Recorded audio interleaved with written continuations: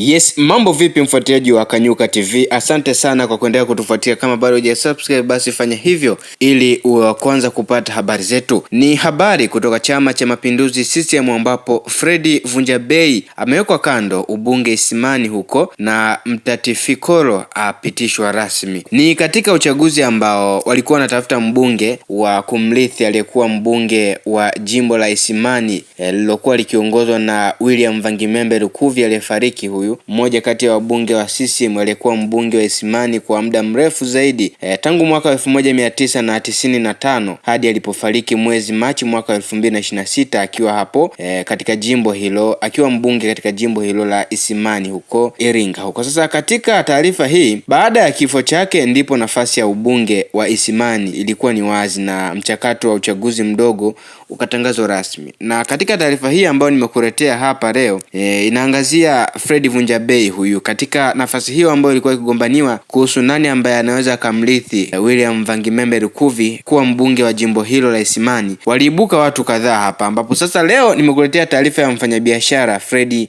Njangiro maarufu kama Fred Vunjabei. Aliongoza kura za maoni ndani ya jimbo la Isimani kwa kupata kura 2703. Amewekwa kando, yani ametenguliwa katika uteuzi wa mwisho wa mgombea wa Chama cha Mapinduzi CCM kuelekea uchaguzi mdogo wa jimbo hilo. Sasa badala yake CCM imemteua Emanuela Mtatifikolo ambaye katika kura za maoni alishika nafasi ya 3 kwa kupata kura 621. Uamuzi huo umebainishwa leo tarehe 29 mwezi wa 4 mwaka 2026 katika kikao cha kamati kuu ya halmashauri kuu ya CCM kilichofanyika jijini Dar es Salaam chini ya mwenyekiti wa chama hicho ambaye ni Rais wa Jamhuri ya Muungano wa Tanzania Samia Suluhu Hassan, ambapo taarifa ilikuwa inaelezwa kwamba kwa kuzingatia mamlaka iliyopewa chini ya ibara ya 105(7)(f) ya katiba ya Chama cha Mapinduzi CCM mwaka 1977 katika toleo la Julai mwaka 2025, kamati kuu imefanya uteuzi wa mgombea wa CCM kwa ajili ya uchaguzi mdogo wa jimbo la Isimani lililopo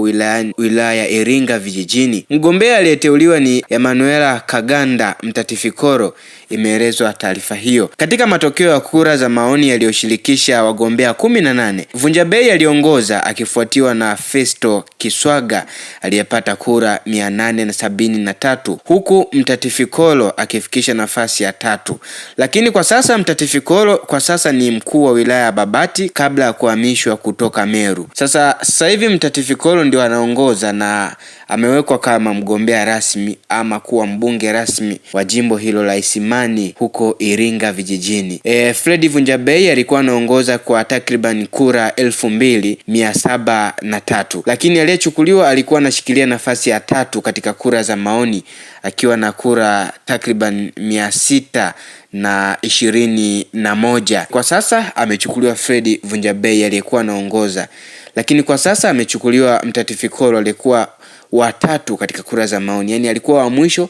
Huyo ndio aliyechaguliwa. Fred Vunjabei aliyekuwa wa kwanza kuongoza katika kura za maoni, huyo pia ndio ambaye ameachwa kuwa mbunge wa jimbo hilo la Isimani huko Iringa vijijini. Hii ni Kanyuka TV tukuletea habari mbalimbali. Nini maoni yako?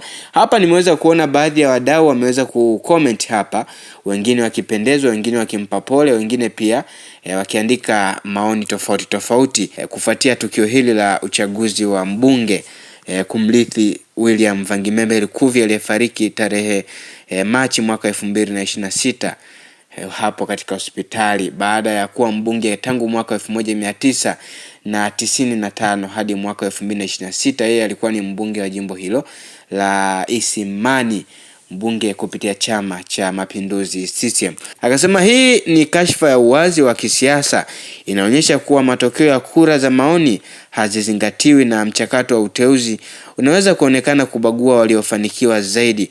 Akasema chezea wajumbe wewe. Akasema utaratibu wa watawala ule tunamuweka tunayemhitaji, sio wanaomhitaji wananchi.